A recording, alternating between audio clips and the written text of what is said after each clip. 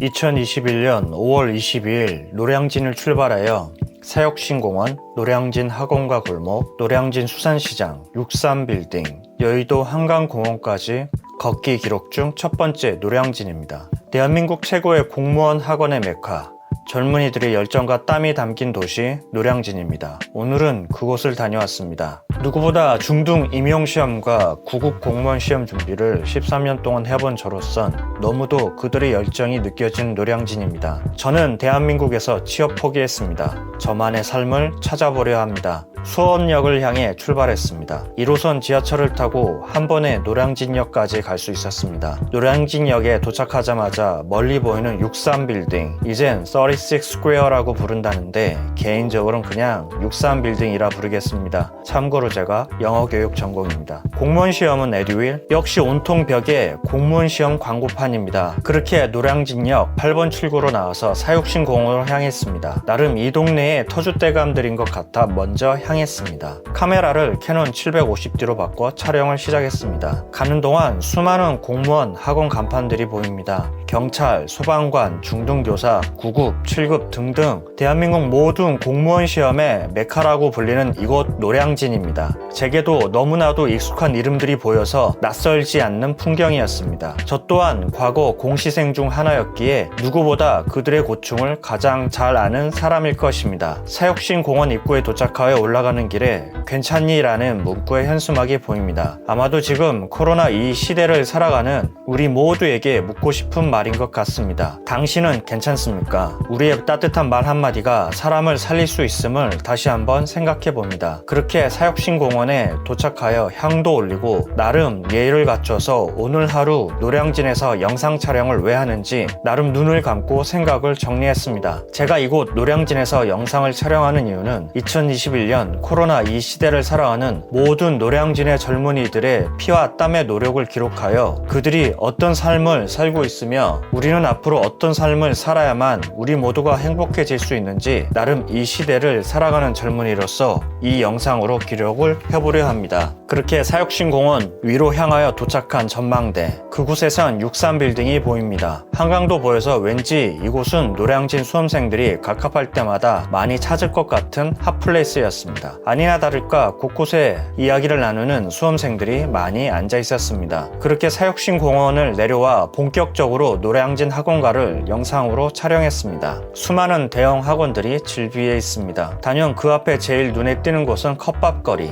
이미 너무도 유명해진 컵밥거리. 다들 아시겠지만 컵밥거리는 노량진 수험생들에게 노점상에서 컵에 밥을 담아 팔기 시작했고 그곳이 점점 불어나 지금의 모습을 갖추었습니다. 여전히 이곳 컵밥거리는 수험생들의 배고픔을 달래주는 곳입니다. 하지만 이곳도 불경기를 벗어날 순 없는 듯합니다. 문을 닫은 컵밥 가게도 보입니다. 유난히 로또를 사는 사람들이 많이 보입니다. 어쩌면 이곳 노량진의 모든 수험생들과 사람들은 인생의 로또를 꿈꾸는지도 모르겠습니다. 우리네 인생에서 로또는 무엇일지 궁금합니다. 그렇게 길을 걸으며 노량진 학원가와 먹자 골목까지 깊숙이 들어가 보았습니다. 겉은 화려하고 높은 건물들이지만 안으로 직접 들어가 보면 고시촌과 원룸촌들이 대부분이고 먹자 골목은 이곳이 노량진인가 싶을 정도로 수많은 술집이 있습니다. 예전에 유명한 공무원 선생님이 하신 말씀이 떠올랐습니다. 노량진은 공부하기에도 좋은 학원이 많지만 그만큼 술 먹고 놀기에도 좋은 환경이라고 말입니다. 역시 사람들이 많이 모이는 곳이기에 이런 주변 환경도 다양하게 나타나는 듯합니다. 정신 똑바로 차리지 않으면 공부하러 노량진 왔다가 술만 먹고 갈 것 같은 느낌입니다.